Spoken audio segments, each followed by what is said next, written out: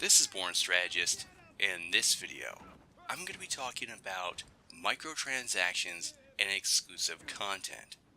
Now, when I talk about microtransactions and exclusive content, I'm referring specifically to Gears of War 4.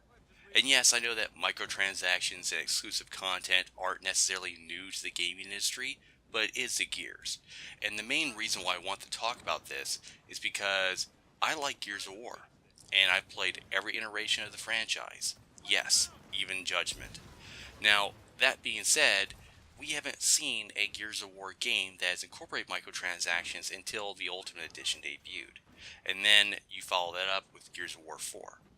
Now, I'm not necessarily against microtransactions. In fact, I kind of support it in some cases, especially if you're a small developer that doesn't really have much in the way of revenue to work with. I mean that sometimes you need the community support in order to be able to maintain your product. And that's something that's very difficult. But when you go to a studio such as Epic or the Coalition, they definitely have the funding in order to keep producing these great exclusive AAA titles such as Gears of War. And when you're being backed by Microsoft, it's really difficult to have sympathy for a studio that is utilizing microtransactions, especially ones as expensive as this. Now, I know that microtransactions are a great way for companies to go ahead and make some additional money aside from the base game or the collector's editions or the season passes or whatever the hell it is that they're selling nowadays. But it's gotten to the point to where it's far too expensive for most people. In fact, if you think about it, when you buy, let's just say the Ultimate Edition, for example, which I believe was $100, you're spending a great deal of money on something that doesn't even include every single thing in the game. Now, I'm not necessarily against microtransactions as long as they're not too expensive and you can obtain whatever it is through player progression. And the only reason why you want to use real life money via microtransactions would be to help acquire something quicker.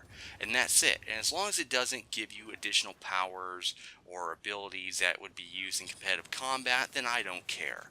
But the thing is that when you look at it, there's so much content in Gears of War that is not only exclusive, but overpriced and can only be obtained via purchasing it with real life money. Now, I know that some of it may be used to support their competitive league, in esports or whatever it may be, but it's gotten to the point to where you can't even acquire some skins without paying real money, meaning that you can unlock it via player progression. And that sucks if you're a person who really likes the game, especially if you're a person who's bought the Day 1 edition of Gears of War 4, specifically the Ultimate Edition, which came with the Season Pass, and that was probably over $100 if you include tax, which is ridiculous when you think about how much you're spending on just one game. Now, the price has dropped since then, so you can probably get the Season Pass or the Ultimate Edition for a very reasonable price. Anywhere between like $35 to probably $60. And if you get the $60 edition, you'll probably get with the game. And then who knows, by the time this video comes out, there'll probably be an even cheaper version. Now, even though it has gone down in price, the initial price point is still pretty high considering that you're paying for the Day 1 edition. And the Day 1 edition, if you get the Ultimate Edition, is going to be over $100. Now, a lot of people could say, well, you're getting, all the backward compatible games that came before this. I mean, Gears of War 1, 2, 3, and Judgment, which is great. You're getting 4 games along with Gears of War 4. You're not getting the Ultimate Edition, though. But it's still a great value. However, one would think that when you pay $100+ that you'd be able to access and obtain via player progression every single item in the game, meaning that there wouldn't be anything that's withheld from you. But it's gotten so bad when it comes to exclusive content that you not only don't have access to everything, that you must buy everything in order to obtain everything. And even then, you can't get access to every single character, skin, and emblem because some of them are special event related. Meaning, if you didn't play the Gears of War 4 beta and reach level 20, then guess what? You're not getting access to Vintage Kate and some of the other vintage skins that come along with that particular pack. And that sucks because if you're a hardcore Gears fan and you just didn't have the time to devote to the beta, then guess what? You just got fucked out of some exclusive items, which really sucks, considering that a lot of hardcore fans probably never even got a chance to play the beta or reach level 20.